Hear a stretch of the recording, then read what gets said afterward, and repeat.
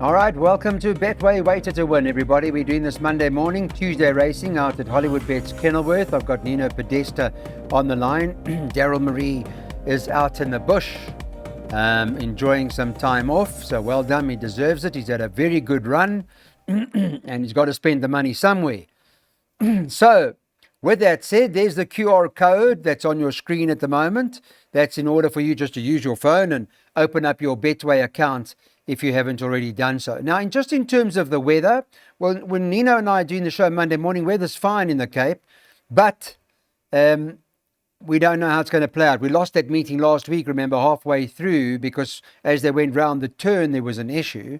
Hopefully there's no rain on Monday. If there's more rain on Monday night, Tuesday, who knows? There may be a bit of a situation. We're hoping that's not the case because there's some really good horses running out on Tuesday afternoon. We start with the Bipot Race 2, where number 5, Storm Watch, does appear to be all the rage. It's currently priced up at 7-10 at this point in time. Richard Faree is out there chasing after the Jockey's Title Championship, and it looks the right one in the race. Good morning, Nino. Good morning, Clyde. Yes, and just to confirm, the weather is fine here in Cape Town, but they still have to check for scratchings tomorrow. The Bipot Race 2, I think Stormwatch is definitely the horse to beat. She ran a cracker first time out in a massive field behind, between the lines. And even though there are some very well-bred first-timers here, I think she's going to take a power of beating. And with Richard Fourie, when he rides for Eric Sands, you know, they mean business. A very confident banker, Clyde, in the Bipot. If she doesn't win, she will run second. I'm sure of that. Okay, there are comments in the computer form with regards to the second race, whilst you're making a note of what Nino's tipped in the Bipot.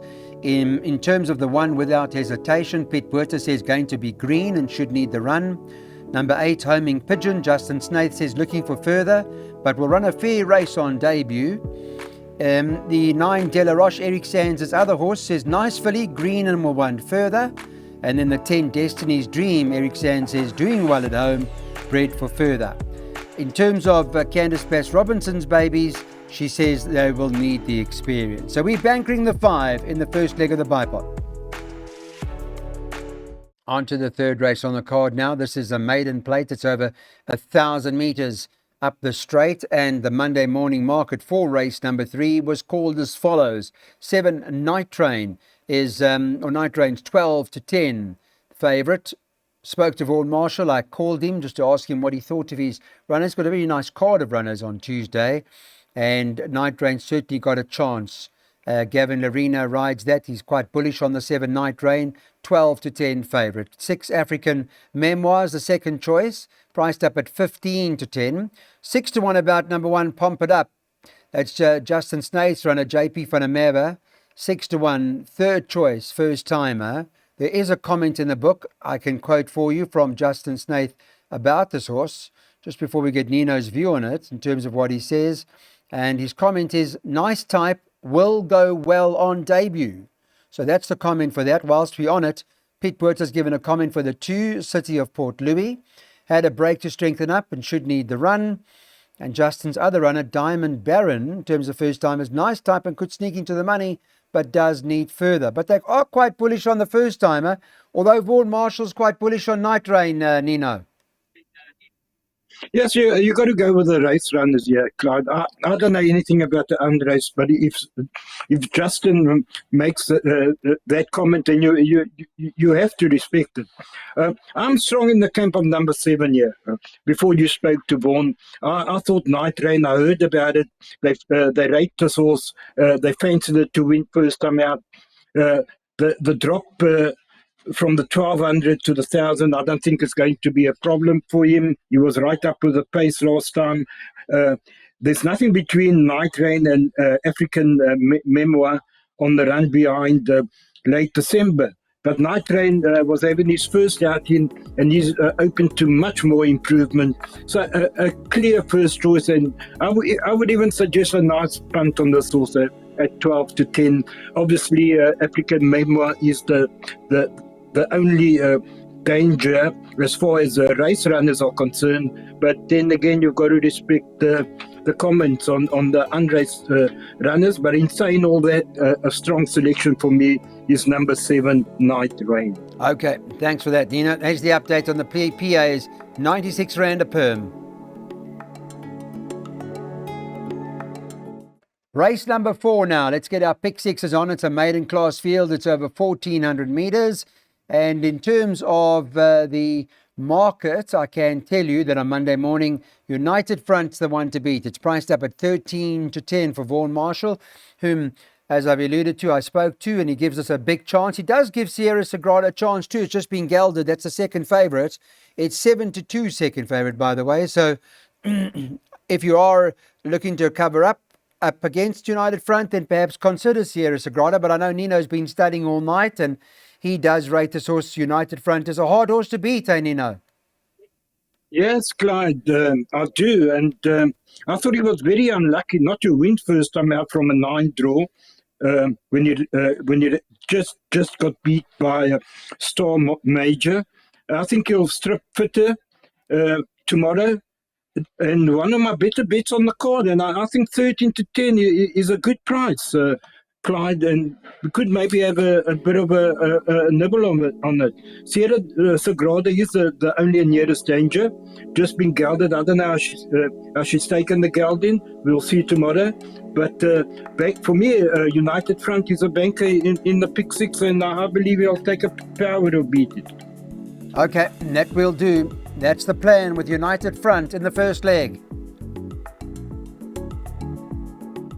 Let's go on to the market for race number 5, where it's 7-2 the field Monday. And Richard Free and Gavin Larena, excuse me, they take each other on. Richard's on Apricity, Gavin Larena's on Pacific Waters, and they're both 7-2. There is one other at 9-2 worth mentioning, Kisses for Shane Humby, and Aussie Noach is riding that. Candice Bass has got number 4, Taylor's Version, who's priced up 5-1. 11-2, 6 Special Glamour. And then I think the 7 Louis Star is priced up at 8-1. 12s and better about the balance. 7-2 the field, but will Richard and Gavin fight it out here? Nino's the question. I think so. Look, Clyde, I like Pacific Water, and we're going to keep an eye on in the second race on a horse called Stormwatch, which I think will win. If that does win, it will give us an indication of the chances of Pacific Waters, which I think is open to massive improvement. Being by One World, she's going to, from a 3 draw with Gavin Larena up, she's going to show tremendous improvement from that first run. I believe she's a horse to beat. Apricity is the danger, but because I got 2 bankers in the pick 6 later, I've gone the field. Hopefully we get a result, but I'm strong in the camp of number 3 here, Pacific Waters. And if people want to maybe cut the perm down, they could do so, but they've got to put in Apricity at least, and maybe 1 or 2 others. Okay. Well, I guess if it's not Apricity and Pacific Waters, then it could be anything, hence what Nino's recommending in terms of perms. But Pacific Waters only had the 1 start, and she does appear to be the best improver. Welcome back. Race 6 is a class 4 over 1,000 meters. And I asked Vaughan about this horse, October Storm, who had the 1 start, and he won start to finish just about. He picked it up and pulled away to win a good race. And, well, doing well, but he thought that perhaps Churchillian's the horse to beat in the race.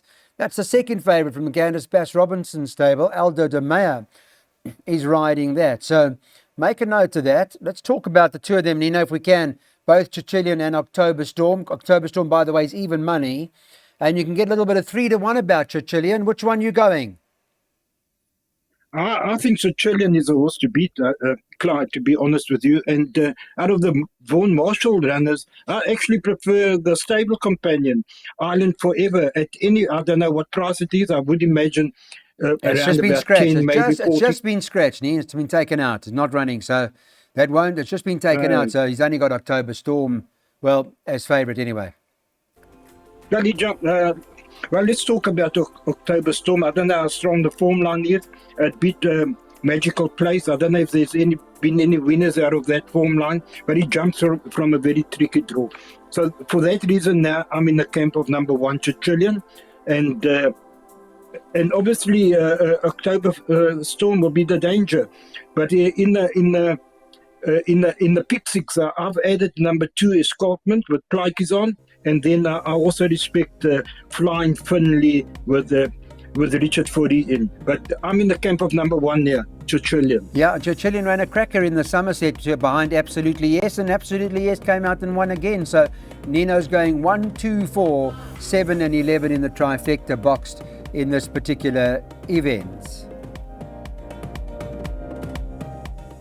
On to our next race on the card. Let's talk about the 7th, the middle stakes over 1,200 metres, and make a note of the conditions of the race naturally, and it's a tricky race. Not easy, this. Babalicious top of the boards here for Candice Bass, a 28-10 favourite. 5 Trip to Maputo is the other one from the yard at 3-1. 8 Summer Lily is currently priced up at 9-2. 6-1 the 7 Miss World. 7-1 about 4 Winter Rainfall, and I'm So Pretty number 6 also priced up 7-1 in double figures about the other couple that are running here. But I don't really like the race, to be quite honest, Nino. Thought it was wide open. Yes, I also thought so, Clyde. I agree with you. And those are the horses that I've actually put in. 1, 4, 5, 6, 7, and 8. I give them all chances. But in saying that, I do have a preference here, and that is for number 8, Summer Lily. I think she's going to run a massive race tomorrow over the 1,200 meter. I respect Babalicious, but you then got to respect Trip to Maputo with the jockey switching rides here. Winter Rainfall can cause the upset. I'm So Pretty, 1 over course and distance, 2 runs back. That can win again, and Miss World is the other one that can cause the upset. I'm in the camp of number 8. That would be my first choice, but I give all those horses chances. So I'll put them all in the exotics. Yeah, it looks like that. I mean, as you just said, Elder the Mayor's decided to jump onto Trip to Maputo instead of riding Babalicious. So we'll see how this all plays out. It's a tricky race. And in the first leg of the second jackpot, 1, 4, 5, 6, 7, 8. But there are a couple of bankers that come up just now from Nino that we want to talk to you about. One of them being Sugar Mountain, and the other later on being a horse called Boogie Field. On to the next. This is a stakes event over 1,500 metres. Weighted column, the horse Sugar Mountain's best in by a few pounds, a few kilos. 5 Sugar Mountain. Looks like the right horse in the race. Winner of his last 2 starts, Elder de Meyer riding, and all does appear to point to him. Let me give you an update on the market. Monday morning was 11-10 Sugar Mountain, Nino. 33-10 7 Prometheer. 8 Billy Bowlegs takes a bit of a drop in the ratings. Make a note that that's 5-1. And a horse like the Grey King, who might end up going to the front from their draw, is 8-1. It's 11s and better about the balance. We saw your jackpot. We see you bankering Sugar Mountain. Tell us why. Clyde, this horse is on top form. He loves the underfoot conditions. Absolutely loves the soft going. He's beaten most of this field at the same weight. So Prometheer was beaten 4.5 lengths, and the weights stay the same. I can't see that turning the table on Sugar Mountain. The only horse that is better off with the Sugar Mountain is number 1, St. Pedro, 4 kilos better off for a 5 lengths beating. Look, it's either Sugar Mountain or otherwise you have to go wide. I believe he's going to take a power of beating. Like I said, the course and distance suited, the track suited, the going will suit. Everything is in his favour to notch up his hat-trick, and a very strong selection for me. If you don't bank a Sugar Mountain, you're going to have to take quite a few horses. And I'm taking my chances here with Elder de Meyer, and I'm banking Sugar Mountain. Okay, got it. Thank you, Nino. That's the update for the 8th race. Class 4 it is, a handicap over 1,400 metres. The 9th race on the card should run around 20 past 5. There are just 2 more races to go that Nino and I are going to look at. And, well, Boogie Fide's the horse to beat. 7-2 the field is the current market Monday morning for Andre Nell. And Pierre Cornet Alpha, 13 War Chariot second choice, or I beg your pardon, it's actually joint favourite at 7-2 for the Crawford Ricks combination. 12 Happy Days is 7-1. Number 1 Water Fortune is 8-1. Also priced up at 8-1 is number 8, or rather number 4 on the card, Kamala Lasedi. And then you can get 10-1 and better about the balance. You indicated Boogie-Fied, Nino, just now as the horse to beat. And I mean, based on his last, 3-4 starts, he's won 2 of his last 4. He's got money. He's in good form as well. And you're perhaps correct in that he's the horse to beat. Yeah, absolutely. He loves, again, another horse which is in the same category as Sugar Mountain. Loves the course and distance. He loves the underfoot condition. The form has been franked when he ran second behind Please Be True, who came out to win a strong race about a week ago. And it's either him or anything. War Chariot, the second favourite, he jumps from a very tricky draw. And I don't know. I really believe that Boogie-Fied is a horse to beat. A strong selection. I'm taking another chance here because it's either him or anything here for me. So bank and Boogie-Fied. If people want to go wide, you have to put in Water Fortune. You have to probably put in War Chariot and a few others. But again, Clyde, I'm in the camp of number 2, Boogie-Fied. I think he'll take a power of beating. Okay, happy with that. Yeah, if it's, as you say, if it's not him, you've got to go deep.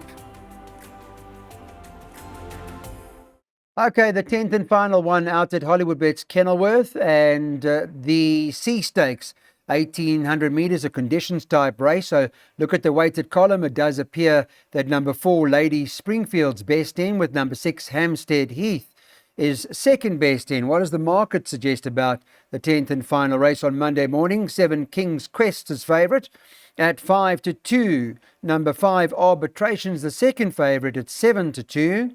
6 Hampstead Heath is at 4-1.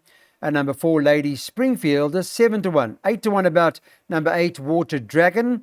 And 10-1 about number 3 Elegant Noble. 12s and better about the balance.